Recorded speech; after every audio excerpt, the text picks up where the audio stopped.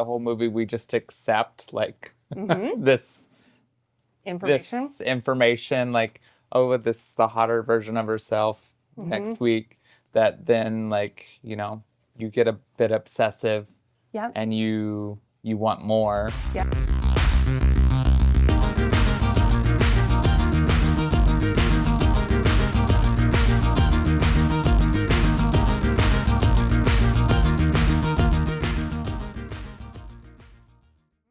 Hi, I'm Cade and this is Kit, and we're real people doing real reviews. We are going to be reviewing The Substance, which stars Demi Moore.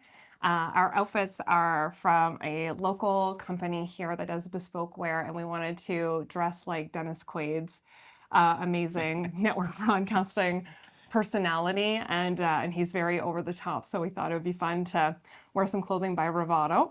And yeah, we're going to review The Substance, and we saw this film, although it really went through the film like market for sure.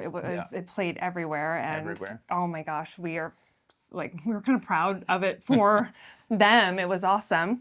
We're also going to be doing some floral arrangements because in the film, so if you haven't seen The Substance, should we talk a little bit about the premise?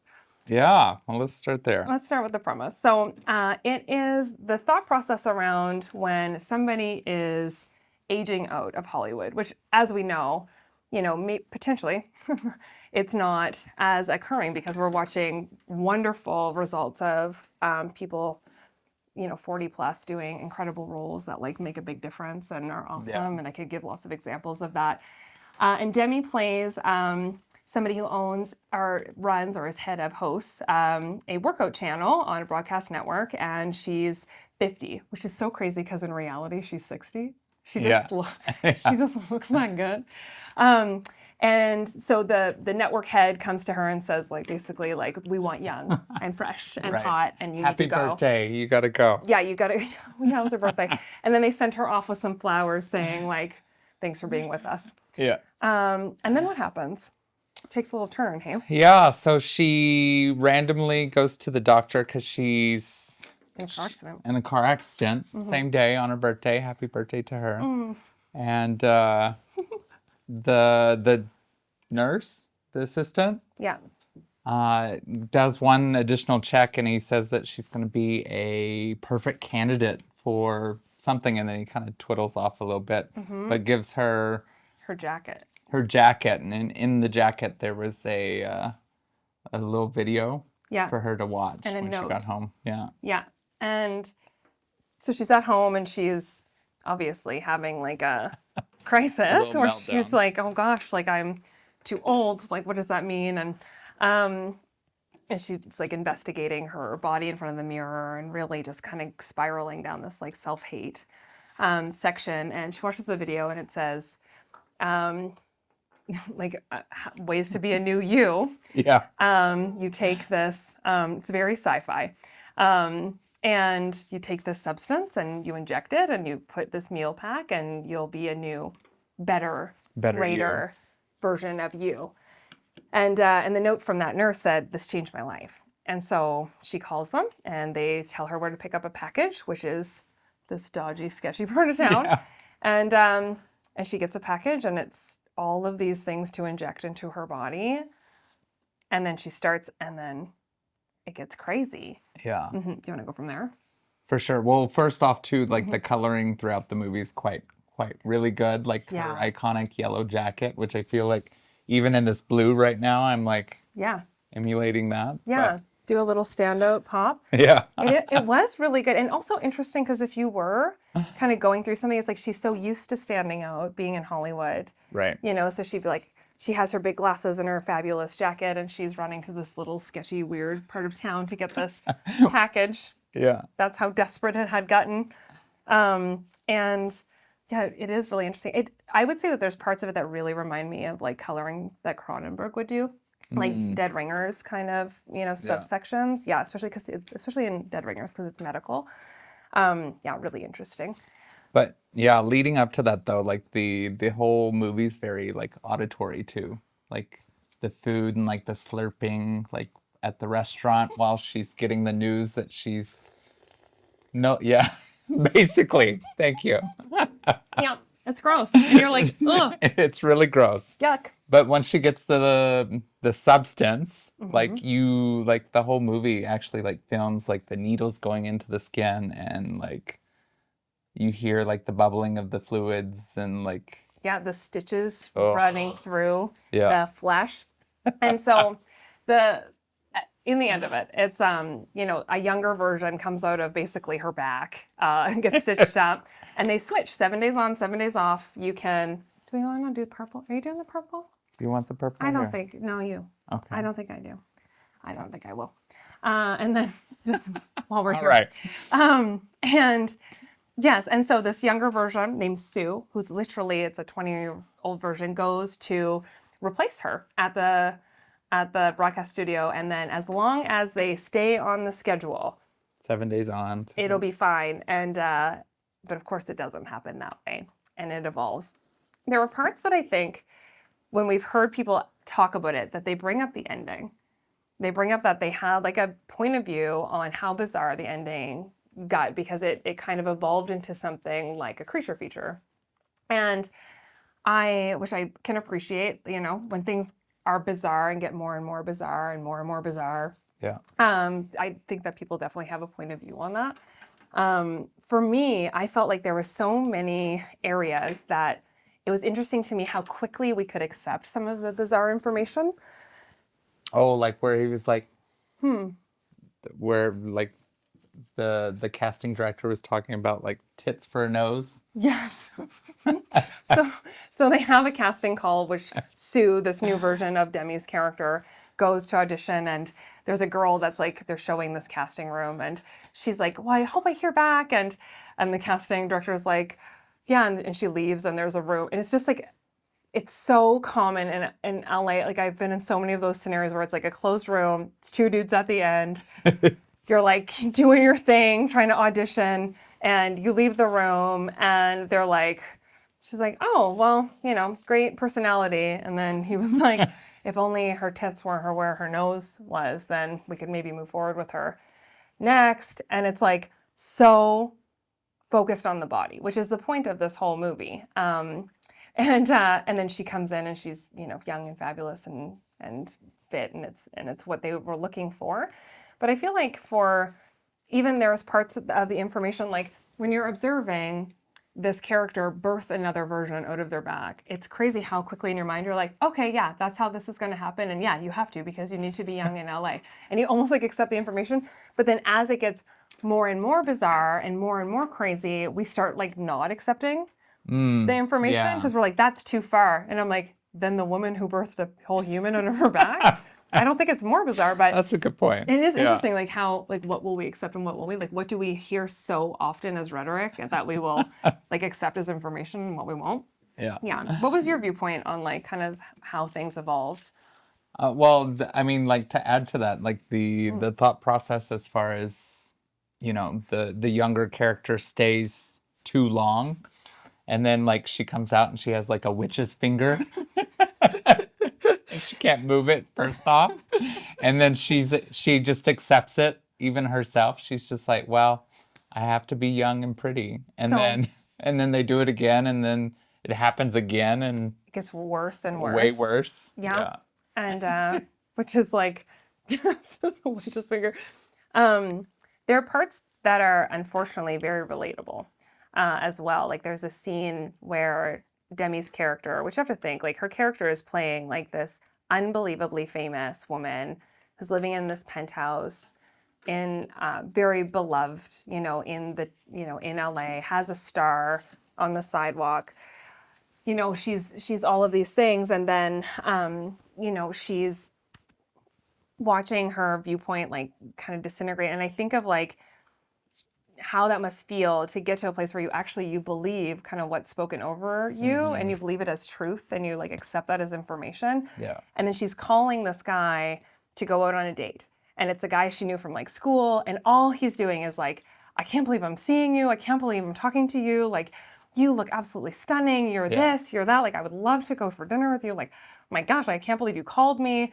And then she keeps like leaving to leave the house, and then she's like, oh, let me redo my makeup, let me redo my hair, or let me redo my outfit, and then eventually she just no-shows on the guy. Yeah. And he's like sending her messages like concerned, like, I know you're a big star, like it's okay if you're late doing an entrance, like are you okay? And it shows her like crying on the edge of the bed and just ignoring her phone because she can't leave the house because of this information that she's accepted about her age. And you would be like, in normal world, like, wouldn't you be like, what? Like, this is a classmate. Like, he's going to feel so privileged to hang out with you. Like, it's going to be so wonderful. And I'm so sad that you're feeling this. But unfortunately, like, I was like, gosh, I wonder how many people this is like hitting, you know, where they felt like they had to keep readjusting and doing things, just right? Staying at home. Yeah, like rather than going out. Like, I don't deserve to go because I'm not young, pretty it anymore as of last week. And it's like affecting her that much, right? Do you want these white ones? Sure. Yeah. Yeah. I think, yeah. Mm-hmm. Yeah, I definitely thought about that. Then there's another scene which I thought was like pretty relatable, which was the neighbor that lives across from this penthouse. So as Demi, you know, as Demi like transforms into this young gal, Sue starts to like break down a wall and create a room to like hide the bodies in between that you're switching places with. Yes, and so it's loud. So then this neighbor is banging on the door, and he's this guy that's like just your average creepy guy, just like a dude that you would be like, what is this dude leering at? Just kind of watching, waiting, yucky guy. And he's banging on the door, and the young version of Demi answers, and he's like stammering and stuttering all over his place, like, oh, I thought this was, you know, Demi's character, and you know, and then the young version's like, no, she's not here anymore. And then he's like, oh, and he's kind of like half hitting on her in this scenario. You know, he's 2 or 3 times older than her, and he's like complimenting her on like in a sensual way about like watching the show and wanting to take her for drinks. And it's such a yucky such a yucky feeling when you're watching it, but it's also like pretty common. And I was thinking about, again, if you saw this interaction happening, you'd be like, this is bizarre, or like, this is strange. Like, why is this man talking to this 19-year-old who's obviously incredibly successful on every billboard? She's the it girl. She's hosting New Year's. She's it. And then there's just like this guy who paused his PS4, you know, that lives across the hall, is like, I'm going to ask her for drinks. And so I thought that it was like a little kind of nod in the film of like, you know, maybe gender roles and how he wasn't considering his age. He actually felt so much that he could comment on that the other gal was too old to like knock on her door from before, even though she was Demi Moore. It was like stunning. Yeah. And so it was just very interesting little things. Or again, it was kind of accepting information that I was like, why do we accept things like that? Where does that come from? And I think it started a lot of dialogue, which was really awesome. Well, I think maybe that's how why the ending is so bizarre, is because the whole movie we just accept like this information, like, oh, this is the hotter version of herself next week, that then like, you know, you get a bit obsessive and you want more. And so she takes the serum too far and then creates a whole new version of herself.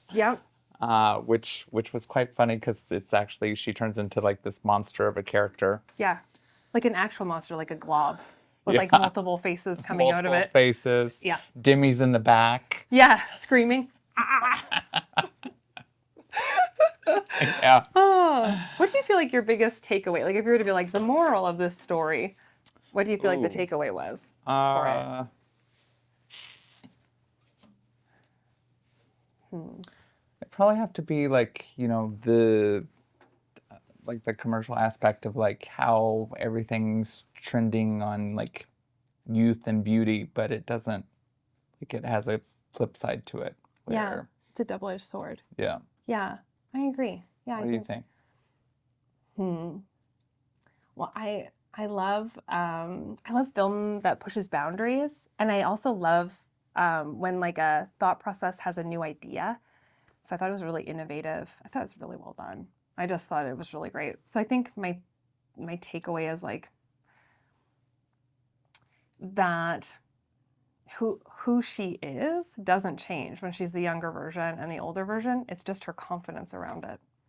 And so how can we as a society keep our confidence kind of regardless? And if you're to look at it from a society standpoint, typically when you're young, it's when you're the most self-conscious, you're kind of finding your place in the world. You're like, you'll have days where you'll be like, I look hot today. And then there's other days where you're like, I do not. But then I sack of potatoes. That's okay. But then like when you age, it's like you become typically like more self-aware, more personally developed, your leadership skills grow, maybe you've had some successes, you've had these things that kind of self-affirm things in yourself, but now you're faced with like, okay, but now like the beauty standards, you're facing that. And maybe that's why she became a monster, because she already knew all of that and had the confidence, but she had the looks and the youth as well. And then she like piled it together. Kind of was like that evil character. Yeah. It was very graphic at the end. The little fight scene. There was, she goes to stop the substance and they end up in this like brawl, a kind of a high violent, like very close up, real effects, like kind of brawl.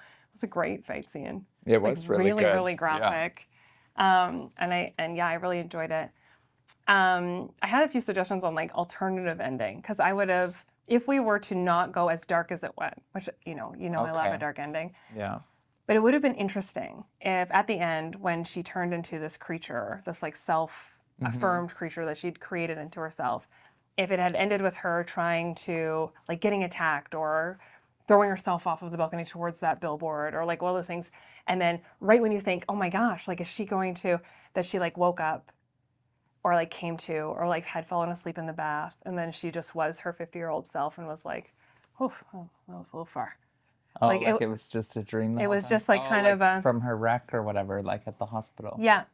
Yeah. I would have loved to like her kind of deep diving in and then come back to like tie it in like a lovely bow. Because then it being really crazy and it being a dream, you're like, oh, again, you could accept that information. You could accept it. But you mean you didn't accept all that blood from the blood scene? I mean, I love a little Carrie theater. Spraying all over the audience? Yeah. Yeah. It would be good.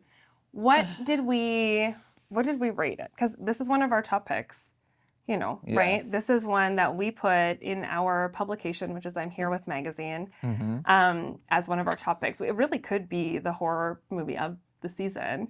Yeah. It really has high potential for that. That's for sure. I saw so many Halloween costumes, like people dressing like it. Like, oh my gosh, yeah, people love the substance.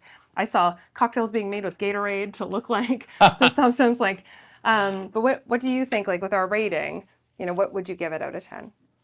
I would give it an 8 out of 10. Yeah. Yeah, for sure. Yeah. Yeah, it was. Storyline was there. It's interesting. The ending, a little weird, but it kind of tied it back into it when she dissipated on the star. Dissipated on her star as she climbed out of the back of the monster and disintegrated. Yeah, doesn't even make sense as I say it. I'm like, you need to watch it. Let's go watch the movie in case you haven't seen it. I would give it maybe an 8.5. I think maybe because there's so many situations that I just really felt the acting was there. And I can see with the storyline it may be feeling a little bit lost on the audience. So I can see why we maybe took some points off, but I think that the acting, it was good. Yeah, it was really great. So if you haven't gone to see it, go watch The Substance. It'll be available on Tubi and a few other locations. It's already out. It's worth the watch for sure.